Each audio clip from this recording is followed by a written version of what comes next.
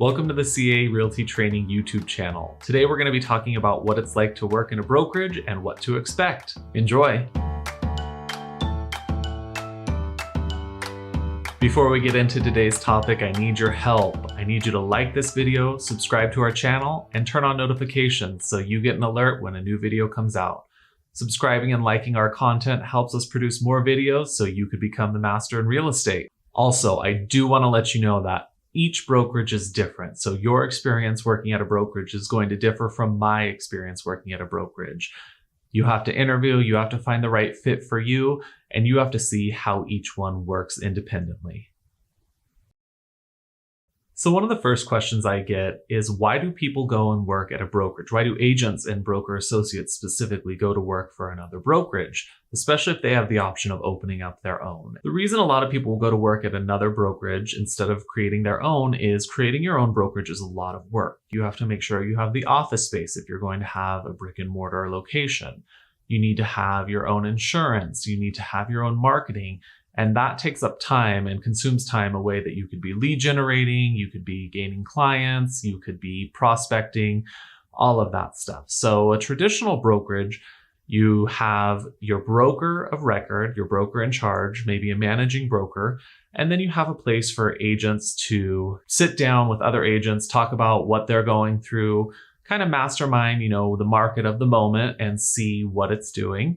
It's a communal space for a lot of people, so there's a lot of good energy in it. There's a lot of people who are prospecting at one time, so it's a little different in each brokerage. For ours, we have an area where there's cubicles. We have a day area where you can come in for the day and you could work without necessarily having an office.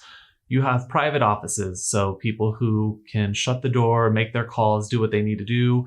We have conference rooms where we can make videos just like this one. So that's one of the reasons why a lot of people will go to a brokerage. They find a lot of value in being able to be inside instead of having to spend the time creating their own and really reinventing the wheel. Some other reasons why agents come into brokerages is because it's a chance to network with other agents. Maybe you have a specific skill set that other agents really need. Maybe you're looking for a referral and someone knows somewhere in that specific area. So there's power in talking to your coworkers and your fellow agents, and a brokerage office is a great place to do that. Again, you're going to hear me say this over and over today, but each brokerage is different, so they're going to have their own set of amenities. So what happens in my brokerage may not happen in yours. For us, we have an in-house transaction coordinator. You can go ask them questions about a specific piece of paperwork, what the timelines are. We have a lender in-house. They're there to answer any lender questions that we have. We have a copy area, a tech center.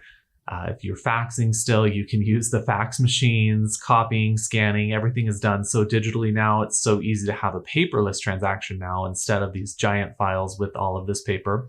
Nothing wrong with paper though. I still have a lot of paper files. Some other things that brokerages offer: front desk concierge services, on-call marketing departments. Each one is really different. So again, find what works for you. So the environment of each office is going to vary, especially depending on where you are. My brokerage in Santa Cruz has a very laid back type of vibe where, we don't come in here. It's not this very stuffy thing. It's very relaxed. Let's do business. Let's make it a win-win for our clients. And again, it all depends on the energy that you like to have in a brokerage. So what works for me may not work for you. If you like to go and be in a suit every single day, you're more than welcome to. We're not going to require you to come in a suit, a three-piece suit, nothing like that. I keep it very casual. I like to keep it very casual for my clients as well. No pressure. But you want to have that good energy and you want to make sure it's able to match up with your own energy, because if there's a disconnect, you're going to feel it in the work that you do. At times, real estate can be incredibly high stress. So you want a place where you can go and you can work out that stress and you can talk to people and bounce ideas off of them to get rid of that stress and to help you work through the problems that you're having with any sort of transaction or come up with solutions. So in my office, each agent and broker associate is an independent contractor. We are not staff. We don't receive a paycheck. We get checks in the form of commission once we close a deal. Once our client closes on their home or their property, that's when we're getting paid. we have a couple key positions. We have our in-house transaction coordinator, who's not necessarily staff for Keller Williams. However, they are a very great resource at our office. We have our front desk concierge who works with all of our agents, talks to all of our agents. They're our first point of contact when you come into the office, when you call the office. They're there to route your call, make sure you're getting the resources that you need. In addition, we have essentially what is an office manager known as a market center administrator. They're the ones who keeps the ship running, keeps it going, making sure that agents have everything they need, reaching out to individuals, helping with transaction questions if it ever gets there, and they can make sure that you're getting what you need in a timely manner. And in addition, you're usually going to have a broker of record, a managing broker, a supervisor, a team leader. We have an awesome team leader here at Keller Williams Santa Cruz. She is always there to answer any questions that we have, make sure that we're getting what we need, and really keep the energy of the office high, keep everyone in culture, keep everyone doing what they should be doing, and making sure that we are building the relationships that we need to be building in order to have successful businesses. Another thing that's super important to look into is training. What kind of training does your company offer for you? Is it just textbook training? Is it in-person training? Is it webinars? With the current situation, everything is based via Zoom right now. Hopefully, we're heading in the direction where that's going to be changing. I feel very fortunate to be associated with Keller Williams. We're the #1 training company. Consistently, we have awesome training, awesome speakers.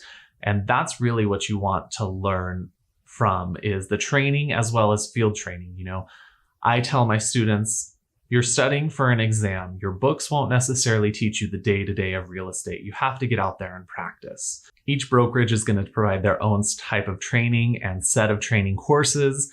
Some may have an online platform that you go to. Some may have an in-person venue that you go to. So you find what works for you, but I would definitely ask that question up front. What sort of training is offered? What are you going to provide me as an agent to help really build my business? Because if you go in it and you're just sitting at a desk and you don't know what way to go, it's not going to help you build your business. Now, if you go to your office and you have your schedule and you do your calls in the morning, and then you're going to a training in the afternoon about a contract, that might help you for after that training, because you get a call from a client saying, hey, I see this property.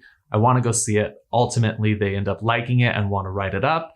And you know what to do from now on with your clients. So working together with other agents is this really unique kind of relationship that's formed, because we're all independent contractors. We're all building our own sorts of businesses, but we all come together for the culture and our company culture to really have this tight-knit group and help others and make it a win-win and contribute to the other's success, because we personally feel that if you're succeeding, everyone is succeeding. One of the really neat things about being a real estate agent or a real estate broker is it gives you an opportunity to not just be in that specific sector, but to really build your own business, build your own brand affiliated with another brand. And that is something that provides so much freedom. So many people get into real estate and say, oh, I'm going to do it for the freedom. I can work whenever I want. But it goes just beyond setting hours. We're talking, you know, having your own signs, having your own branding, all of that. Now, that being said, with that, you take on that cost. So there's no one here who is going to cover that. That is a cost that you incur. That's a cost of doing business, your marketing, your signage, your photographs, all of that. When you go to market a property, that is a cost you incur. It's a cost of goods. So some of the fees that you're going to have to pay to hang your license are your errors and omissions insurance, your desk fees, your monthly dues for your brokerage, your affiliation fees, so your local association, national, and your state association of realtors. Those are wonderful trade organizations to be a part of. I highly recommend getting involved at the board level at your local association or doing a lot of committee work. It's a great way to network with other agents and also really get involved in leadership if you're interested in that. So some other things to consider are, where are you going to be working? Are you going to be in the office every single day sitting at your desk? Are you working from home? With the current pandemic, it changed the landscape of a lot of how people work and where their workplace is. Some people are able to fully work from home, and that's great. Others need to be in the office and feel the energy, and that's great too. There's no wrong or right answer. Whatever gets you the results that you need and whatever gets you working towards those results, I should say, is the best option for you. You have to determine that on your own, though. No one can help you determine that. I will say I enjoy being in the office. I like the energy. I like being around to be able to help people, to talk to people safely, socially distanced, of course. I like to be able to close my door and make the calls. I don't know about you, but if I'm at home working, I want to online shop. I want to go sit out by the pool with my dog. I want to look at what the neighbors are doing. I don't want to work when I'm at home. I like having that balance of work life, home life, although realtor's job is never done. So for me, I've got a private office and I am a coffee lover. So I have my own coffee maker. In normal circumstances, we do have a coffee maker. However, we don't want to have a lot of people gathering in the office in one specific area just to be responsible and be safe. So our coffee bar currently is not in operation. Very much looking forward to the day that that gets back up and running. So some final thoughts I have are, one, every brokerage is different. I know I've said it over and over in this video, but every brokerage truly is different. You have to find the best fit for you and go with what your gut tells you. If the energy is right for you, then that's where you go. And if it's not the right fit for you, you can change brokerages. Nothing is ever set in stone with the brokerage you sign on to. I will say, make sure you review a contract that you sign with each brokerage because you want to know what you're getting yourself into. One of the really neat things about Keller Williams is we're incredibly transparent, and what you see is what you get. And if you have a question, ask it and you're going to get an answer.